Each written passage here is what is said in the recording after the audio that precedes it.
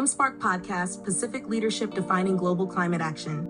Welcome to IMSPARK, Imagine Pacific Information Spark, where we explore the forces shaping the Pacific and imagine what leadership rooted in culture, justice, and self-determination can look like.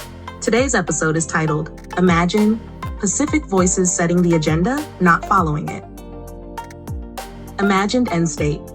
Imagine a global climate conference where Pacific Island nations are not symbolic participants, but co-hosts and agenda setters.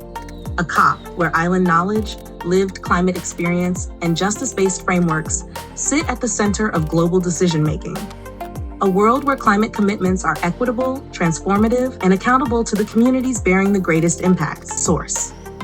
This episode is inspired by recent reporting on Pacific nations, including Fiji and members of the Blue Pacific Collective, stepping forward to co-host COP31.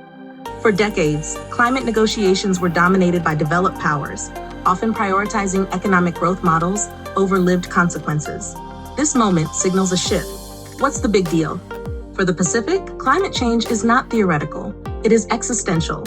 Sea level rise, stronger storms, reef loss, food insecurity. Island nations have contributed the least to global emissions, yet experience the greatest harm. Historically, climate talks focused on emissions reductions alone. Pacific leadership introduces a new imperative. Not just mitigation, but responsibility. That means loss and damage funding. Climate finance that reaches communities directly without deepening debt or dependency. Equity is no longer an add-on, it becomes the foundation. An island worldview on the global stage. In Pacific cultures, climate action is inseparable from intergenerational responsibility. We do not inherit the earth from our ancestors, we borrow it from our children. COP31 is not just a conference. It is a test of whether the world is ready to listen to those who have been sounding the alarm all along. Co-hosting a COP brings that ethic to the world stage. It reframes success away from distant targets and toward lived outcomes. Protected reefs, secure livelihoods, preserved cultures, resilient futures.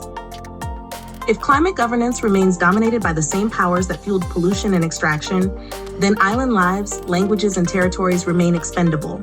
Pacific leadership insists on something different: justice, repair, shared responsibility, shared power. Imagine a COP where justice defines progress, where equity shapes commitments, where island leadership sets the standard. When Pacific nations lead, they do more than advocate for themselves. They show the world what climate leadership must become. Thank you for listening to IMSPARK on Imagine Pacific. If this episode resonated, consider sharing it, subscribing, or continuing the conversation on Substack. Until next time, Imagine Pacific.